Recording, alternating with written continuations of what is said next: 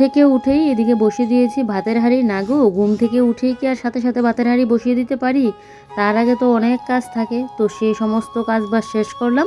তারপরেই রান্নাঘরে এসে টিফিন টিফিন শেষ করে তারপরে গিয়ে কিন্তু ভাতের হাঁড়িটা বসিয়েছি। তবে হ্যাঁ, কালকে রাত্রিবেলার খাওয়ার বাসন কুসন আর ধোয়া হয়নি, মানে সকালের যে বাসি কাজটা, তো বাসন কুসনগুলো ধোয়া হয়নি। বাসি কাজের মধ্যে তো অনেক কিছুই পড়ে, ঘর দোর ঝাড় দেওয়া, তো এগুলো তো পরে, তো ওগুলো শেষ করে নিয়েছিলাম, বাসি ঘর তো ঝাড় দেওয়া, কিন্তু বাসি বাসনপত্র আর ধোয়া হয়নি। ভাবলাম যে একসাথে বাসন কুসন পড়ুক, মানে একসাথে আমি কিন্তু ধুয়ে নেব। তো এদিকে দেখো চালটা আগে ধুয়ে নিচ্ছি ভাতের হাঁড়িটা বসিয়ে, আর চাল ধোয়া জলটা আমি ওই বোতলটার মধ্যে কিন্তু রেখে দিচ্ছি।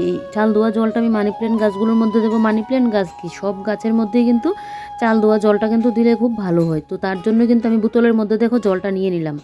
তো দুইবার যে ধোয়া, মানে ফার্স্টের যে ধোয়ার জলটা, ওগুলোই কিন্তু আগে রেখে দিয়েছি বোতলটার মধ্যে, এক বোতল হয়ে গেছে। এখন জলটা ফেলে দেবো, তারপর গাছের মধ্যে জলটা দিয়ে দেবো। চাল ধোয়া জল, তারপর ভাতের ফ্যান, এগুলো কিন্তু গাছের জন্য খুবই ভালো। তো আমি তো ভাত বেশিরভাগই প্রেশার কুকারের মধ্যে এখন আবার করছি। কতদিন যাবত কিন্তু প্রেশার কুকারে ভাত রান্না করতামই না, হাঁড়ির মধ্যে করতাম প্রত্যেক দিন। এখন আবার কি হয়েছে, প্রেশার কুকারের মধ্যে করি। তবে হ্যাঁ, আজকে কিন্তু আবার হাঁড়ির মধ্যে ভাতটা আমি করছি। আর এদিকে দেখো বোতলের যে মুখটাকে একটু ছিদ্র করে নিয়েছি, আর কি সুন্দর গাছের মধ্যে জল দেওয়া যাচ্ছে। তো দুইটা মানি প্ল্যান্ট গাছের মধ্যে দিয়ে তারপর দেখছি আবার একটুখানি জল আছে, তারপর আবার বাইরে মানে এসে এই যে দেখো এখানের গাছগুলোর মধ্যে কিন্তু আমি একটু একটু করে দিয়ে দিচ্ছি। কালকে আবার এখানে ওই গাছটা নতুন লাগিয়েছি, স্পাইডার প্ল্যান্ট যে বলে, ওইগুলো আবার নতুন একটা লাগিয়েছি। তো ওইটার মধ্যে একটু জল দিলাম। কী হয় বলো তো, আমি যখন বাড়িতে গিয়েছিলাম, বাড়ি থেকে এসে দেখছি একটা স্পাইডার প্ল্যান্ট না একদম পুরো শুকিয়ে গেছে। দেখলে মনে হয় কি গাছটা মানে মরেই গেছে, এরকম অবস্থা হয়ে গেছে। আমি ভাবলাম অত কষ্ট করে লাগিয়েছি, আমার কোনো গাছ লাগালে যদি গাছ নষ্ট হয়ে যায় আমার ভালো লাগে না। তারপর কি করলাম যে না, একটু জল দিয়ে দেখি গাছটা ঠিকঠাক হয় কিনা। তারপর জল দিয়ে দেখি না, গাছটা একদম পুরো টাটকা হয়ে গেছে। মানে জলের জন্য, আমি যেহেতু বাড়িতে চলে গিয়েছিলাম, কতদিন যাবত ছিলাম না, তো জল টল তো আর দেওয়া হয়নি, তাই জন্য শুকিয়ে এরকম অবস্থা হয়ে গেছে। আবার বেশি কিন্তু জলও দেওয়া যায় না, তাহলে আবার নষ্ট হয়ে যায়। সব কিছুই বেশিটা কিন্তু ভালো না, গাছের ক্ষেত্রেও মানুষের ক্ষেত্রেও, মানে অতিরিক্ত কোনো কিছুই কিন্তু ভালো না। দেখবে একটা মানুষের সাথে তুমি মিশবে, যখন অতিরিক্ত ভালোবাসবে, অতিরিক্ত তাকে গুরুত্ব দেবে, তখনই দেখবে সে তার আসল রূপটা কিন্তু দেখিয়ে দিয়ে। তো সব কিছুর ক্ষেত্রে এইরকম, বেশি কোনো কিছুই ভালো না, কথাই আছে। এদিকে দেখো আজকে সকালবেলায় করব বেগুন ভাজি, তো তার জন্য এখানে একটা বেগুন কেটে নিয়েছি। এবছরে শীতে আমাদের আর বেগুন পোড়া খাওয়া হয়নি। একদিন তো বেগুন পোড়া দিয়েছিলাম, তারপর তো বেগুনের ভিতরে পোকা দেখে যা পরিমাণ আমার ঘৃণা লেগেছিল, তারপর থেকে আর বেগুন আমি পোড়া দিইনি। মানে শীতকাল চলেও যাচ্ছে, এবছর আমাদের বেগুন পোড়া আর খাওয়া হয়নি। বেগুন কিন্তু ঘরে থাকে, কিন্তু ওই যে পোকাটার কথা মনে পড়ে, আবারও একটা মানে আস্তে বেগুন দিলে যদি আবার পোকা পড়ে তাহলে তো আর খাওয়া হবে না।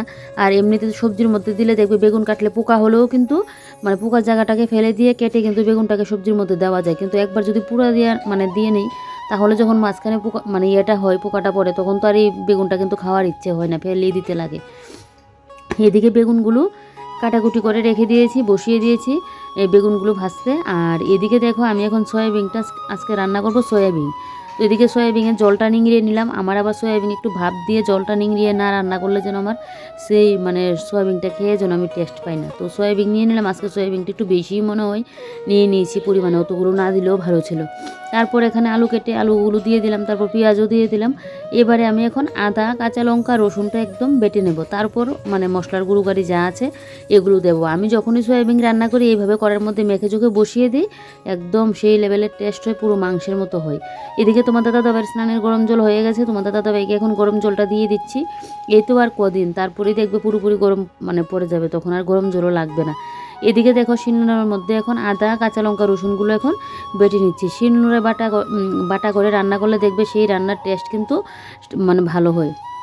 আর শিলনোড়াটা উপরে থাকলে না আমার ভালো হয়, সুবিধা হয়, যখন যেটা মন চায় বেটে নিতে পারি। না হলে এক দুইটা মরিচ তো এমনি আমি চিড়ে দিয়ে দিই, আগে কিন্তু বেটে দিতাম। আর শিলনোড়া যেহেতু নিচে থাকে, ওই নিচের থেকে আবার নিয়ে টেনে এসে আবার পাতা, আবার এখানে মানে বেটে তারপর আবার এটাকে মুছামাছি করে তোলা, এটা বিরক্ত লাগে। আর উপরে থাকলে তো মানে সুবিধা হয়, আলাদা করে পাততেও লাগে না, টানা হেঁচড়া করতেও লাগে না, একটা সুবিধা হয়ে যায় কিন্তু বাটতে গেলে।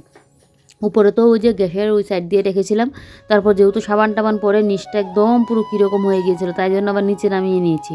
শিলনোড়াটাকে যে কোথায় একটা মানে একটা জায়গার মধ্যে সেট করে রাখবো সেটা আমার আর ইয়ে হয় না। আর আমার উপরে থাকলেই ভালো হয়, মানে আমি দাঁড়িয়ে দাঁড়িয়ে কাজ করতে গেলে না আমার সুবিধা হয়। আমি যে ওই বসে একবার উঠা একবার বসা এই কাজ আমি করতে পারি না, আমার অসুবিধা হয়ে যায়।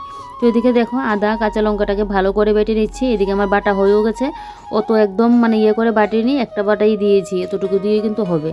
তো এদিকে শিলনোড়াটাকে পরে আমি ধুবো, এদিকে বাটা যেহেতু হয়ে গেছে, এবারে সয়াবিনটাকে তোমার দাদাভাই যেহেতু ঘরে আছে বলবো একটু মেখে দেওয়ার জন্য। আমার আবার হাত জ্বালা করে এরকম মানে লঙ্কা টঙ্কা আছে তো মাখতে গেলে।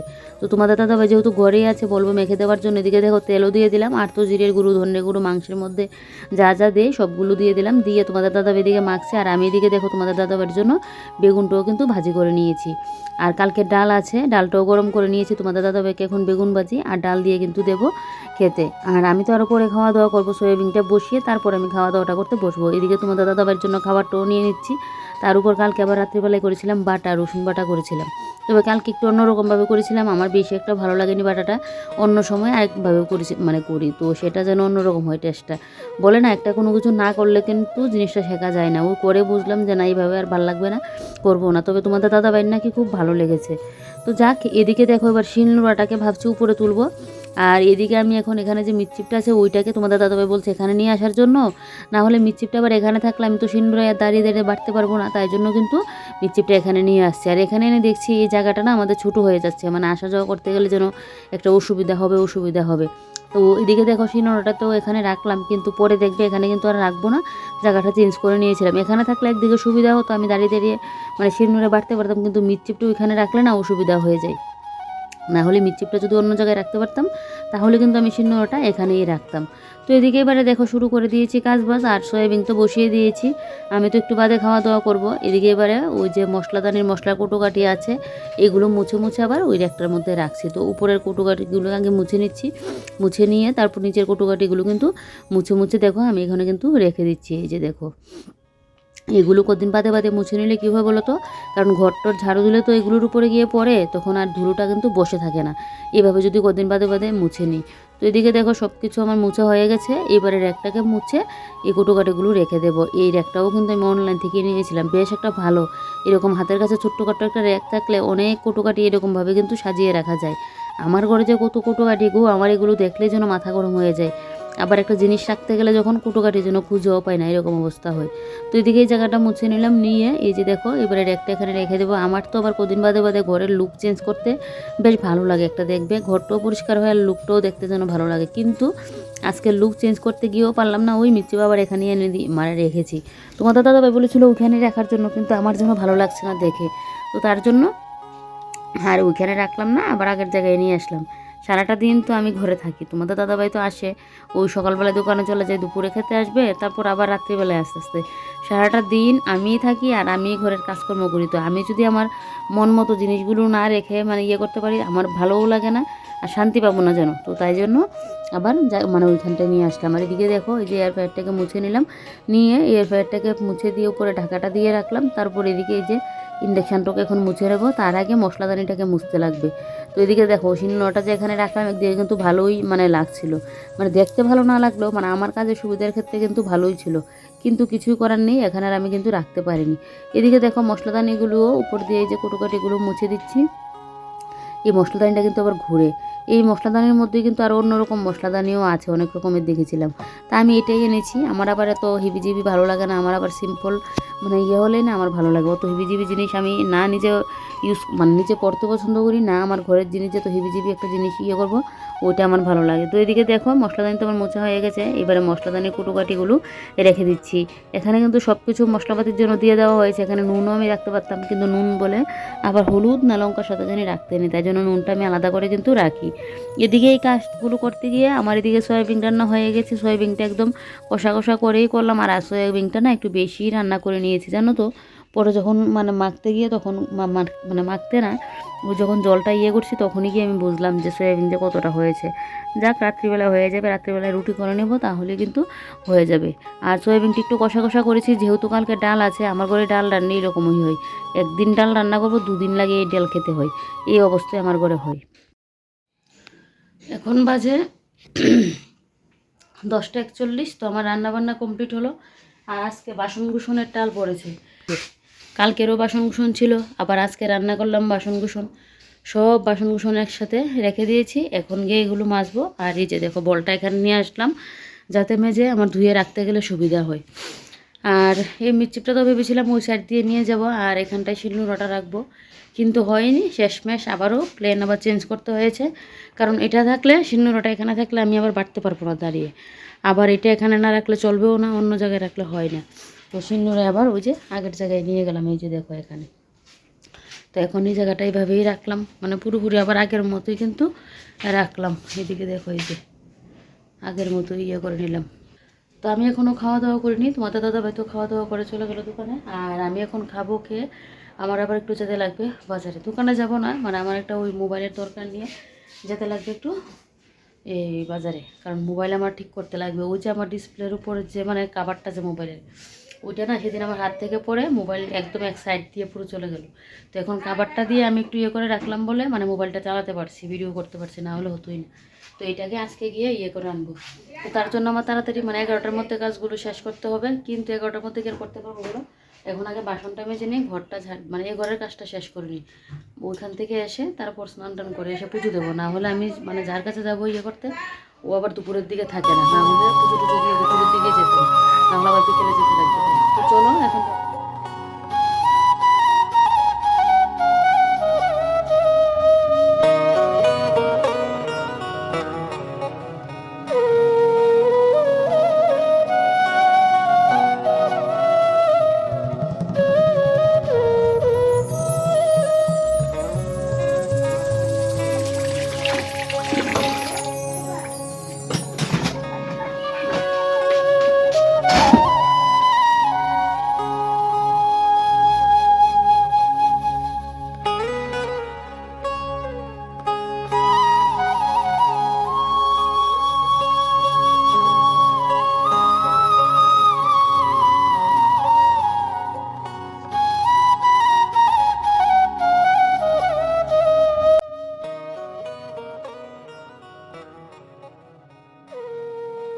বাসন ধুতে ধুতে যেন আর শেষ হচ্ছে না, একসাথে যে কাজ জমিয়ে রাখলাম, একসাথে কাজ জমিয়ে রাখলে তো পাহাড় সমান হবেই বলো।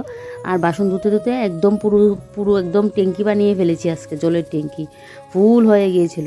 তো এবারে দেখো জলের ওই যে ইয়ের জায়গাটা একটু আমি হাত দিয়ে একটু ইয়ে করে দিয়েছি, তাই জন্য জলটা পাস হয়ে গেল।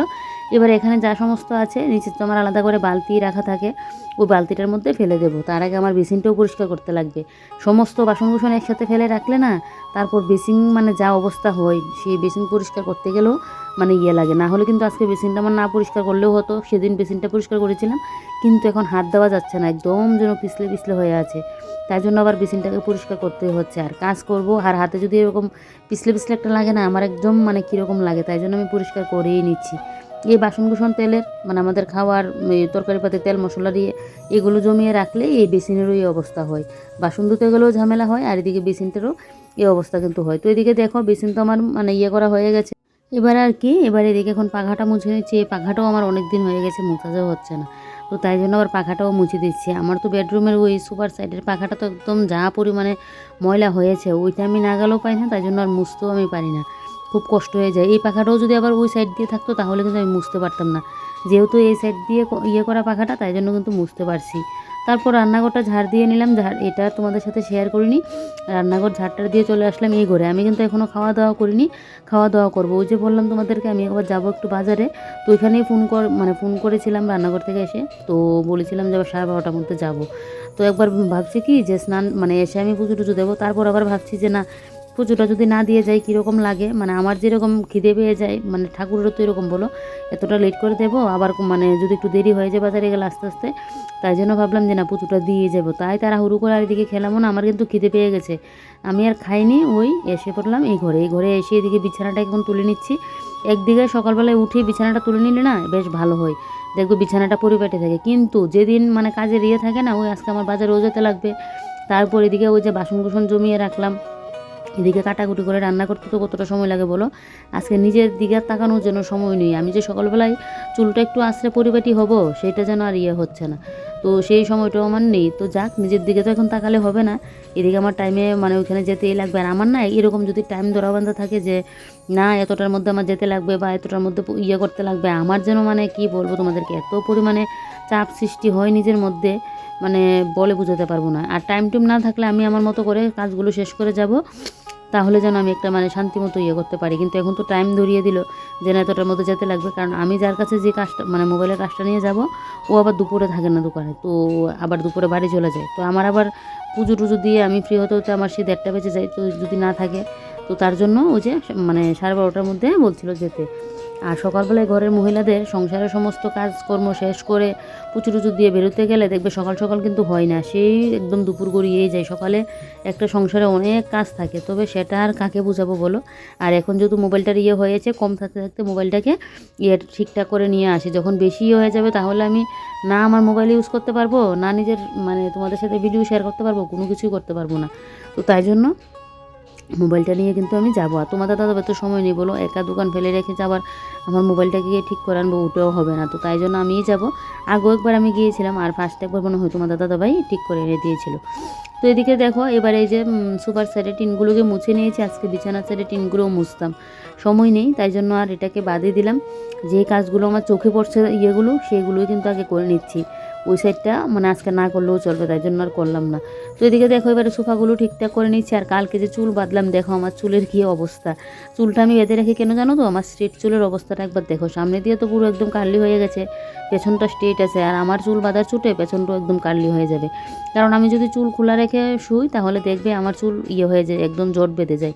তো তার জন্য আমি কিন্তু চুলটাকে বিনুনি করে রাখি, যাতে চুলটা জট না লাগে আর মানে চুলটা ইয়ে থাকে। এরকম বিনুনি করে রাখলে না চুল আঁচড়াতে গেলেও সুবিধা হয়।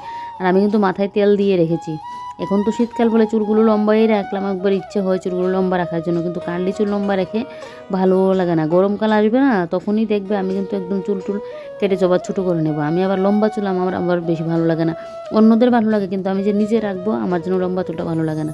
এখন তো শীতকাল বলে কিন্তু চুলটাকে আমি লম্বাভাবে রাখলাম, গরমকাল পড়বে সেই দেখবে চুল আবার আমি কেটে ছোটো করে নেব। তো এদিকে দেখো এই টেবিলটা আমি মুছে দিয়েছি, দিয়ে টেবিলের উপরের গাছটা তো ওই সাইড দিয়ে নিয়ে রাখলাম। এটা এখানেই থাক, আর এখানে আমি এটা দিয়ে রাখলাম, এটাকে কী বললাম মানে হাতে যে বানিয়েছিলাম ওইটা এখানে দিয়ে রাখলাম। তারপর জুতোগুলোকে জায়গা মতো রেখে তারপরে এই সাইডের এই দরজাটা এখন একটু মুছে দেবো। দরজাগুলোও কতদিন মোছা হচ্ছে না, তো এবার এই সাইডের দরজাগুলোও মুছে দিচ্ছি। আর এদিকে এই সাইডটা মানে আলনার ড্রেসিং টেবিলের এই পেছনের এই জায়গাটা পরিষ্কার করতে গিয়ে দুইটারও এই ছোটো ছোটো কৌটোকাটি নিচে পড়ে গেল।